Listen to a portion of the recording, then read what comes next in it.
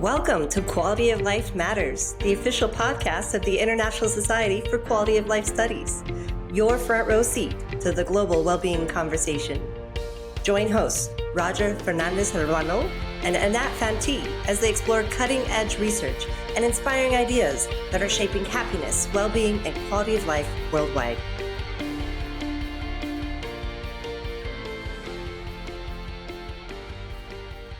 So, thank you very much for coming to the first ever ISQOLS podcast. Thank you for having us. Thank you, Michael. Thank you, Samuel. The first question that I want to ask you is, what is the Happier Lives Institute? What is the mission of the Institute? Oh, I thought you were going to ask us why we were dressed so oddly, but maybe we'll come to that. So the Happier Lives Institute, we look for the most cost-effective ways globally to improve happiness. We do rigorous research to find out what those are, and we do that mostly to advise people who want to give their money away and maximize their impact. So we assess charities and see how much happiness different charities create per dollar, or per euro, or per pound. And so this research has this kind of cost effectiveness value for money research has only been going on the last 6 years. So we're at the forefront of doing something crazy. And hopefully we'll have a large impact in the way and work out how we can make the biggest difference to people. Wow. What has been so far your most interesting finding or your most interesting action that you have done? What would you say? So recently we published a chapter in the World Happiness Report where we did a literature review of all the charity cost effectiveness analyses in terms of well-being. And what you find there is that there's a wide range of differences in cost effectiveness. So people tend to think the best charity is something like 1 to 3 times better than an average charity. And we did some research to find out this is what people think. Yeah, we did ask people that. And we actually find that in our sample, the best charities are hundreds of times better, or even almost thousands of times better. So this means that you can increase your impact hundreds of times with no extra cost, just by choosing the most cost-effective charities. This means giving $1 to a really effective charity like Pure Earth that does advocacy to eliminate lead in products like cosmetics. Yeah. That's the equivalent of giving $1,000 to a charity in the UK that would be a lot less cost effective. Wow. Yeah, so if someone came to you and said that they gave 200,000 euros, pounds, dollars to charity, you think, oh wow, that person was incredibly generous. That could be their whole life savings. But we find that you can have the same impact by giving $1,000. And this is really surprising. We think it's empowering. We think it means that for people who do want to go out there and make a difference, you can do so. And you can do so at kind of low cost to yourself. Without leaving your home, you can be empowered to help others and make a difference. And this is why we think it's so important.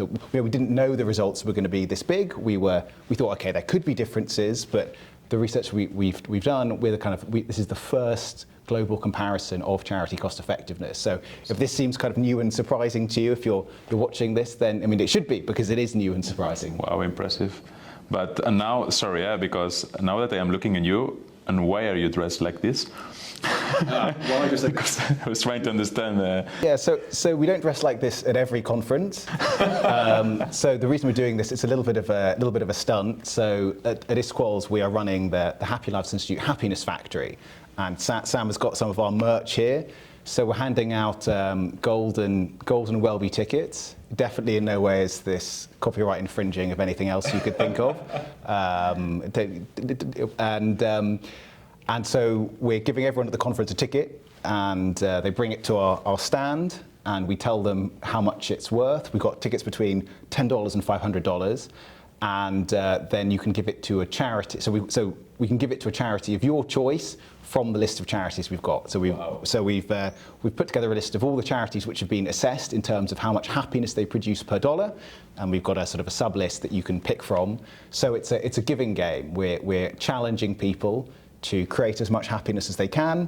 So we'll give them some money paid for very graciously by a donor, and then it's up to people to choose where they want to give it, and then we're providing the background information about how much good different charities do in terms of well-being. And so we compare charities in a unit called the WELLBY, the Wellbeing Life Year. That's our standard, it's our common currency. So to explain that, because this is fine, we have to explain this to everyone. So if I ask you how satisfied you are with your life, 0 to 10, I will say an 8. you say an 8. So you're doing quite well. So if you went up to a 9 for 1 year, that would be 1 WELLBY. So it's that simple. And the advantage is that all different sorts of things happen to you in your life, and then people change how they report their well-being, and then we can use that to compare across all different kinds of interventions, and then we look at the well, I mean, I don't. Sam does the real hard work. So we look at the data. We collect data on charities. We look at the randomized controlled trials, assessing how impactful they are, and then that's how we work out how much impact does a charity have on someone's well-being, how much does it cost to reduce it, and that gets us our WELLBYs per dollar. And so on our stand, we're telling people how many WELLBYs they can produce with the money that we're giving them. And if you're not ISQOLS and you don't get to get a ticket and come to the stand, you can go to our website where we have all the reports and information about the charities and direct ways of giving to the charities that we recommend. So we have a list of recommendations. We have top charities that we've done a lot of research, we're very confident about them. And then we have promising charities where there's maybe a bit less research, but these might do more good if you are someone who cares about a specific topic or are less risk averse with your giving. So are all these charities mainly operating in developing countries, or? So in the literature review we have in the happiness report, there's all sorts of charities, a lot in the UK, a lot in developing countries, because we are taking the reviews we've done and the reviews other researchers have done together. We focus on charities in developing countries, so all our recommendations are in developing countries. And that's just because it is more cost effective to give money in developing countries. A dollar here goes a dollar in a developing country goes much further than a dollar here. Yeah. So for example, we have Pure Earth that does advocacy to reduce lead in products. We have Strong Minds and Friendship Bench. They deliver psychotherapy to people in need in countries like Uganda, Zimbabwe, and Zambia. And these are countries where you can't just go out and access psychotherapy, and the people have deep needs for it. We also have Taimaka, which gives nutritional treatments for malnourished children, and all sorts of other evaluations that might not necessarily make it to our recommendations, but we've also done research about them. So if you look at the World Happiness Report, you'll see that the main thing that makes a charity more cost effective is that they tend to be charities that operate in low or middle income countries, and they have specific, well thought through, evidence-based interventions. So when we started on this, our hypothesis was that if you want to make the biggest difference, go where things are cheaper and people have greater needs. So that means so we started kind of looking in low income countries, but when we started, there'd been no cost effectiveness of charities in terms of WELLBYs per dollar. And then since then, it's been amazing to see there are a number of other organisations which are also looking at this. So they've been mostly, the UK turns out to be a world leader in happiness research, not happiness, but happiness research. Maybe one will lead to the other, we'll see.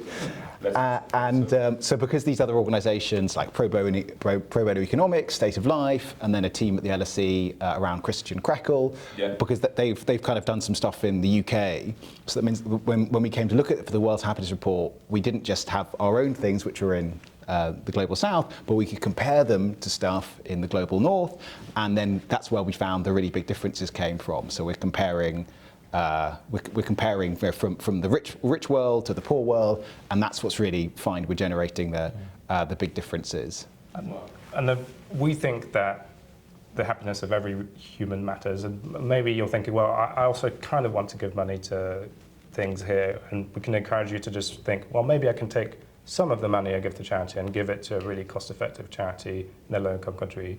And even charities in developing countries, if you look at the bottom of our scale, some of them are more cost-effective than others. So there's still some ways here of increasing your impact without increasing the money you send? So about $500 billion a year is given by people to charity. So it's a huge amount of money. It's about the GDP of Austria, yes. and lots of people give with the heart. Well, kind of everyone gives with the heart, and so we encourage people to give with heart and head. And there might be many. I mean, the challenge with charities is there are so many good causes out there, but you can't make everyone happy. There's not everyone you can help. So the challenge is, how are you going to have the biggest impact? How are you going to prioritize? What are you not going to give to? And how are you going to make that decision?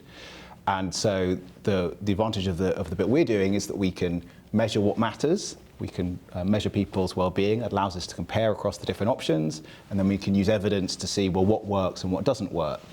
And so if you're already committed to a certain cause, then it's a personal choice. You have to give what's kind of motivates you.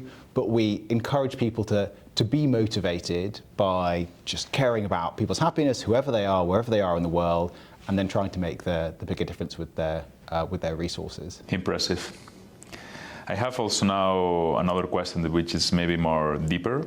What are let's say, the philosophical foundations of the Institute? All right, sorry, as the resident philosopher, I guess I should take that one. So so we think that happiness matters. We think that's ultimately what's important. Things like income or health, these are good not in themselves. We're good because they increase people's happiness. So we thought, okay, let's focus on what really matters in the end. There's now lots of research, as people watching this will kind of know about. There's been an explosion of the science of well-being. So that means that if you were doing this even 10 years ago, certainly 50 years ago, there wouldn't have been the data available to compare things in terms of well-being. So we care about well-being. Now there's the data, and we're able to see what works. And we think that people should be morally ambitious. You should try and make a really big difference in your life. Maybe you don't want to, there's some dangers in trying to be a maximizer, saying only one thing matters. But I think, try and make a bigger difference, be ambitious, and the stuff we're doing allows people to be morally ambitious and make that difference from the convenience of their home by kind of choosing where to give rather to one place rather than another. And as Sam points out, that it can still be a difficult choice. There can still be things you're attached to. So we encourage people to, if they're thinking, well, I'm not really sure I'm that excited about this thing, then give some to your passion projects, give some to the maybe boring but important things which the research says really make a big difference. And try it and see how you feel. We recognise we're taking a new approach to making a difference, but we hope that it's kind of empowering, that people feel happier as a result. And if you don't think it's going to make you happier, then try it, find out, and then see how you feel. Is there any other advice to anyone who is listening to us now that you would like to give to them? Yeah, so we've got kind of advice for both kind of donors and researchers. So imagine there'll be lots of people watching this who are interested in research. So maybe I'll cover the donor side and Sam can say things about the research. Right. So if you're a donor, then you'll find information on our website. We do arguably much more detailed evaluations of charities than you would think possible or you think are really necessary. So we really dig into them, and obviously we still have to do bits of guesswork to piece things together, but we explain how we do things and what we do and why we think some things have a greater impact than others. You can get in contact with us if you're interested in giving. We kind of do a bit of bespoke advising, people trying to kind of understand what's kind of important to them within the sort of constraints and the methods that we have. So yes, please, don't just think about happiness, do something about it, make a difference. And so we hope this empowers donors and decision makers. If you maybe you're a policymaker, or you kind of have some, you're wondering how to allocate resources. Maybe they're not your resources, but maybe you're in charge of a pot of resources, and you want to know, okay, what's really working, what's making a difference. Then that's where the wellbeing approach can come in. So we're very happy to chat to people and see if we can be helpful with that. Also, policymakers at different levels, at the local level, regional level. Yeah, so if people see this and they're interested and they think, oh, how would I apply this, Yeah. then get in contact, and if we're not the right people, then we can point you to someone who's going to be more helpful than us. Fantastic. And For researchers, I mean, a lot of people here interested in well-being research and the fundamentals of it. It's Yeah. great, and I can give 3 specific things that researchers can help us with. One is the work we've done in the World Happiness Report. Now it's becoming a living review on our website, so we're going to keep collecting information about different evaluations of cost effectiveness in terms of well-being of charities. So if you do cost effectiveness evaluation of charities, you can contribute to this living review. If not, you can contribute to research that's related to this. So get data about how different interventions impact well-being, especially in low middle income countries. We always need more data. There are a lot of areas where we lack data. One area that we're particularly interested in is spillovers. So if you make someone's well-being better, it's likely to make other people around them better as well, in the family, in the household, in the community. And there's not a lot of research there, but that can represent a big part of your impact. Like even a little bit better for the whole family or community. That's an enormous amount of happiness that we want to be measuring. And finally, you can also just get in touch with us for specific projects for different evaluations, or do fundamental stuff about, how does the measuring of well-being works for this intervention, or how do these measures work compared to others? Are they comparable? And these sorts of questions. We do also fundamental work about the measurement of well-being and its nature. which now in ISQOLS, in the conference, you're going to present also some of your new measurements. So we are going to present this global living review and this work, but we also, Michael, will be in a debate about unidimensional and multidimensional measures. That will be really, really interesting. And we're trying to bring people together in a special session about value for money, about thinking not just well-being, but how do we apply well-being research? How do we get priorities from it? How do we get cost effectiveness? So, when people are presenting research, they will often say, this has been an enormous problem, there's an enormous gap in literature, and it's bedeviled researchers for years. Normally the gap is kind of tiny, and does it really matter? Whereas this is quite unlike this. Well-being research has been going on for a while, but well-being value for money, well-being cost effective, this is really new. And there's, if you think of it like a map, we're at the kind of the golden age of exploration. Like, so little research has been done. There's so much to look at. And this is a real area where you can kind of dig in and make a difference. There's plenty of low-hanging fruit in terms of research to be picked.